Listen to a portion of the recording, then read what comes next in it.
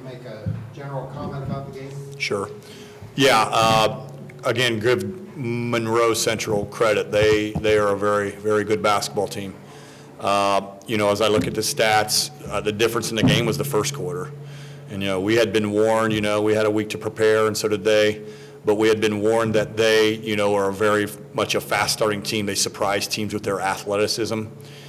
And that's what happened today. We had too many turnovers in the first quarter. We didn't get a lot of shots on goal. And, I really thought we did a pretty darn good job on them defensively in the second half once we got our feet under us. But in the first half, Farnsworth, give him credit, he made some open shots. We allowed 3 transition baskets in the first half, which is not what we do, and that's everything they do. That was a big key coming in the game, but they got 3 of them in the first half. But we got outscored 14-6 in the first quarter, and then from there it was an even game. We made some runs at them. That run that we made right before the half was pretty important. And I want to say we got it down to 2 maybe at one point in the third or fourth quarter. We were there, but you just give them credit. And then obviously, between the turnovers and we didn't shoot the ball well tonight. I think we were 4 of 11 from the line and 3 of 17 from 3. And, the one other thing I'll say is, this team had flaws that we've overcome all year. And tonight I think our flaws got exposed a little bit. We're not a great shooting basketball team, and we needed to be tonight.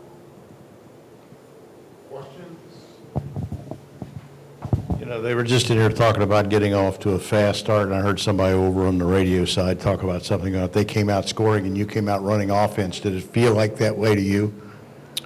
That they came out. They came out shooting and scoring, firing, coming out, and you were just running offense and couldn't score.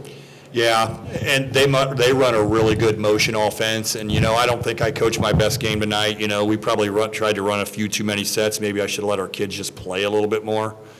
Their number 5 did a great job on Braden, our point guard. He can usually get to the rim a little bit better than he did today. We turned it over. We made some defensive mistakes in the first quarter, and they made us pay. And again, I really thought, after that it was an even game. Got it from 13 down to 6 at the half, and then got it down to 2 early in the third quarter. It just seemed like you kind of found something that really kind of started working for you to get back within the game. It was huge to make that run at the end of the first half, to get it to manageable. We got it to 2. We just couldn't get over the hump. I thought if we could just get the game tied or get the lead, maybe, things would swing our way. But great teams like, they've been in these situations too a lot. Here's the other thing. We've played from ahead almost all year. Like, if you look back at our scores, I can't tell you how many times we've almost never been behind the whole year. It's probably the weirdest season I've had in that regard as a coach. We played from ahead almost every single game. I don't know if we trailed at the half in hardly any games all year. And, it was a different position for our kids to be in. And, it just maybe we struggle with that a little bit.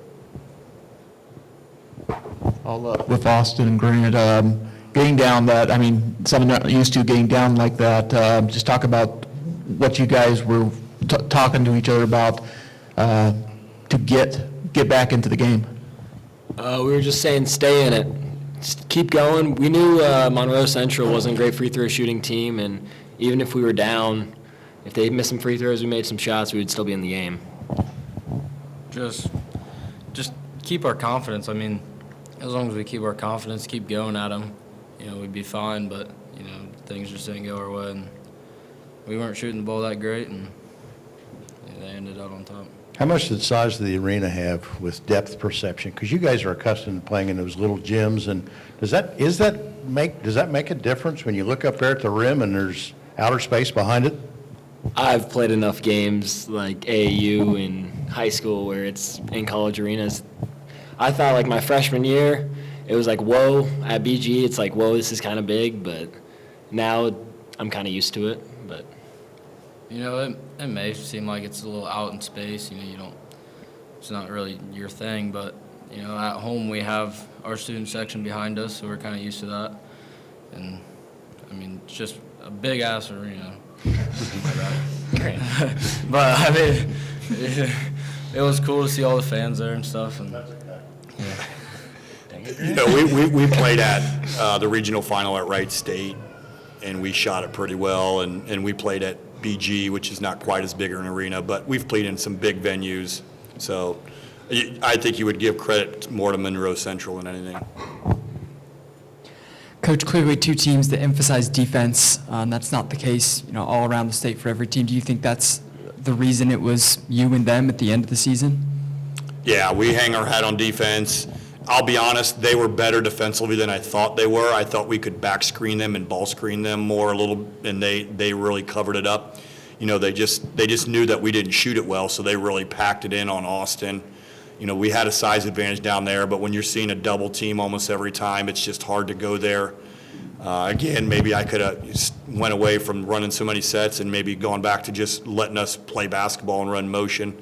And that's what they did, and that's why they're hard to guard, because they're very good in their motion offense. But yeah, we're always going to emphasize defense, and we think that has served us well over the years. Coach, I'm a neutral observer, haven't seen either team play. I'm an ex-official.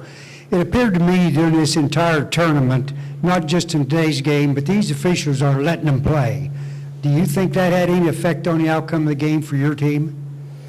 Well, my point of view with regard to officials, and I think our officials today did a great job, my point of view is don't get in the way, let the kids decide the game. So, we're a football school, so if they let them play, that usually plays into our advantage. We want a physical game. And so I was fine with how the game was called today. You got to let the kids decide the game. All these ticky-tack fouls. I think college has really gone away from that. The college has really gone to the ticky-tack stuff. And I get the other side of the argument because fans want to see high-level basketball, shooting, passing, and scoring. They probably don't want to see that physical brand. But we're just gonna play to how they call it. And in high school, they usually let you play, and we're fine with that because we're a football school. Coach, I wasn't critical of the officiating. I just thought that, some officials call close games, some let them play. And I thought throughout the tournament, the officiating's been excellent, but they let them play. And that's great. That's just like we like it. We like to let them play. And again, I thought the officials today did a great job. Coach, you said the difference was the first quarter. How much of a difference was the free throw difference? Because in the final minute 54, your team went 0 for 2 at the line. Monroe went 6 for 10. How much of a difference over the course of the whole game was the free throw line? Yeah, obviously we went 4 for 11, which really hurt us to stay in the game. It's when you got a low-scoring game like this, 43-35, like you got to make them at the free throw line. If we make a couple of those, it could be a completely different game. But that's like we have not been a great free throw shooting team all year, but we made them in the regional finals. We made them in the state semis. And we knew they weren't a great foul shooting team either, so we thought we still have a chance here because they turn it over a little bit late in some of their previous games, and they also don't make free throws at a high clip, but they made enough, and the game came down to we didn't put the ball in the hole enough. That's what it was. Any more questions? This can be for all three of you, not the way you want the season to end, obviously, but if you could look back and take anything away from this season, what would it be for each of you? I'll start. It was just so much fun.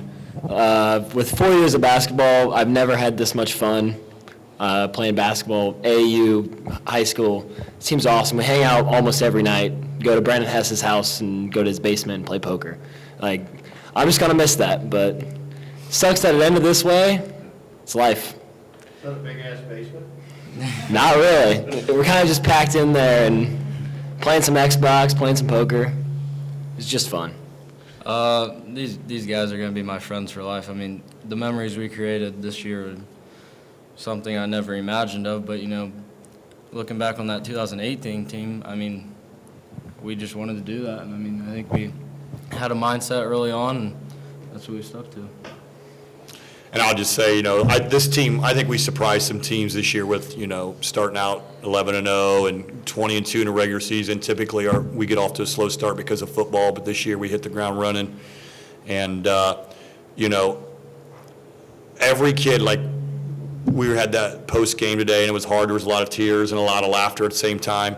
every single dude in there hugged every other dude in there. Every single dude. It was there. Well, this is the closest team I've had. You know, the 2018 team was very close as well. But this is easily the closest team that I've had. And, you know, sports, you know, sometimes you go to war and it doesn't go your way, but it's about building relationships.